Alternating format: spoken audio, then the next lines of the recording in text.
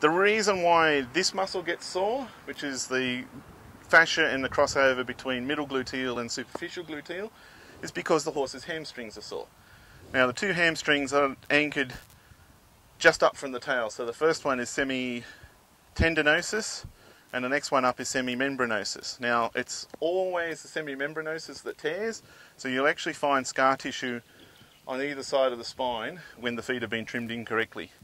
Now this scar tissue is what's inhibiting the horse's performance, and you'll find it in a lack of ability to flex, a lack of ability to canter, jumping performance. A lot of things actually get affected by scar tissue here.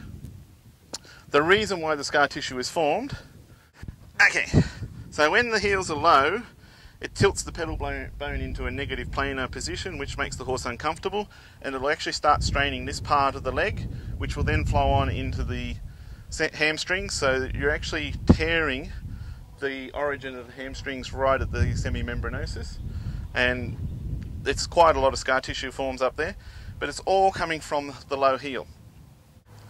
When a horse has a low heel, they have a lot of discomfort, they want to compensate for the negative planar pedal bone.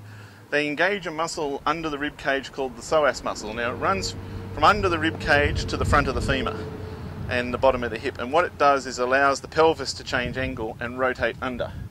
If the muscles are in equal tension, then the gluteals will be quite wobbly, and you can actually push in there and get quite a wobbly motion, jelly-like motion. If the muscles are uneven, where the psoas is constantly tight, then all these muscles are constantly in an off or semi-off position, which then actually starts to affect the spine, and you can actually see it in this horse where there's a bit of a rise through the lower lumbar. Now what that is an unequal pressure on the spine.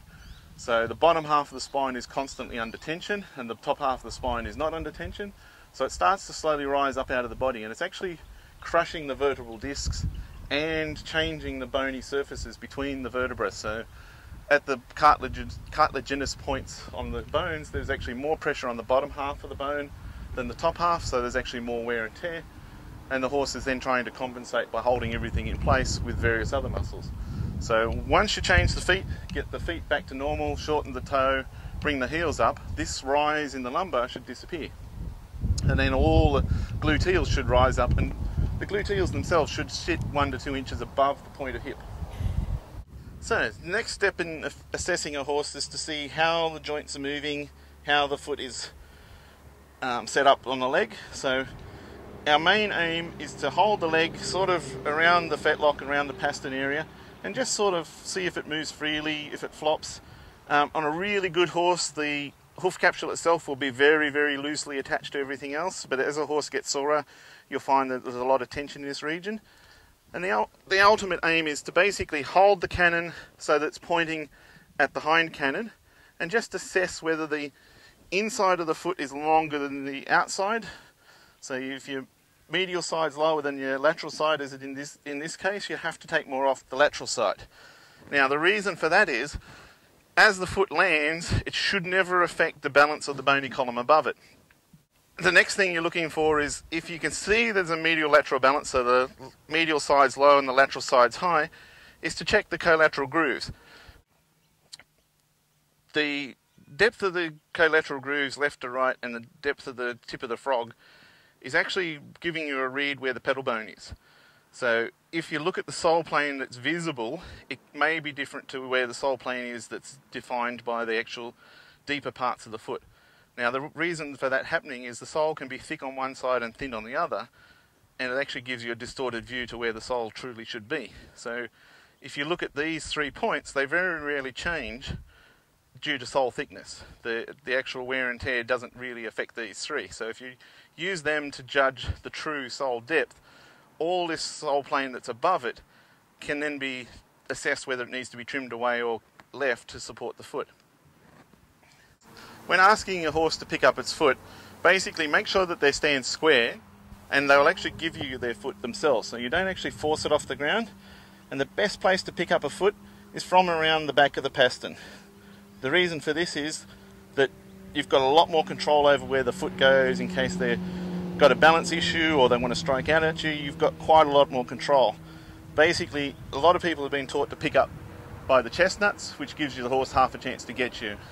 So basically go down, pick up the back of the foot, Don't actually try and lift it, just ask the horse to give it to you, and they'll give it to you.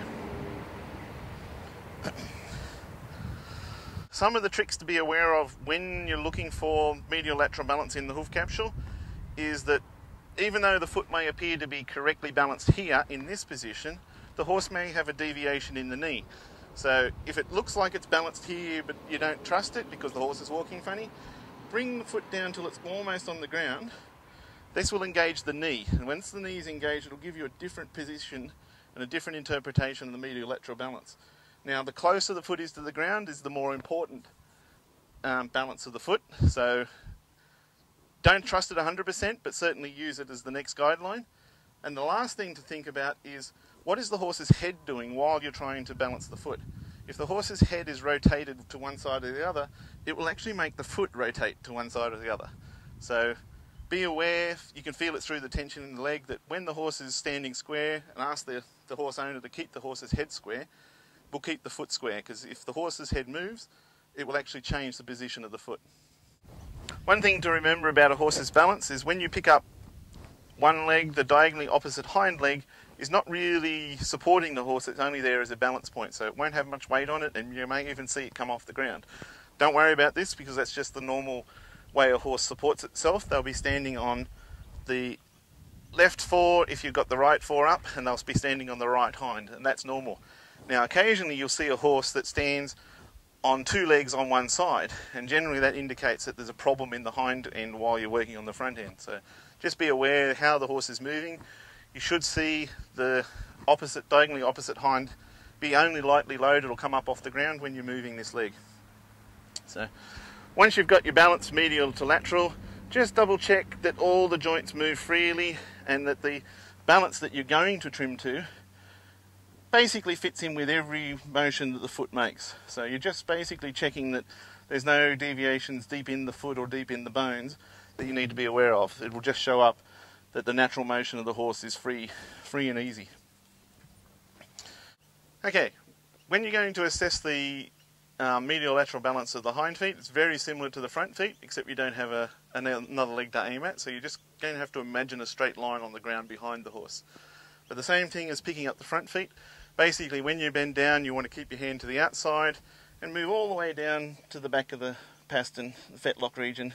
Then the horse will realise that you want to pick up the foot, and they'll just give it to you nicely, and then you slowly bring it back. Now, word of warning, with horses that have really low hind heels, you cannot bring the cannon of the leg you've got in the air very far past the cannon on the ground, because it makes them uncomfortable. So if you get to here and the horse is comfortable, and then you try and take it the next step and the horse becomes very uncomfortable and bucks away, just be aware that you can't really do as much as you'd like because the heels are crushed. So keep an eye out for that. But most horses, once they're going well, should be able to allow their legs to extend. Now what you're trying to do here is very similar to the front legs, is you're moving the foot back and forth on a straight line. So if you can imagine a straight line on the ground, and just move the foot back and forth along that line to engage all the joints that you can, and then just flip the toe up and down along that same line to make sure that the foot is level. Now this foot's actually very level, which is very good, just a little bit long in the toe. So balance wise, that's all you need to do to get the balance, and then from the side on we'll tell you how low or high the heels are and whether that's affecting the back, and the back will be the key. So if your foot's out of balance anterior to posterior, the gluteals will be sore.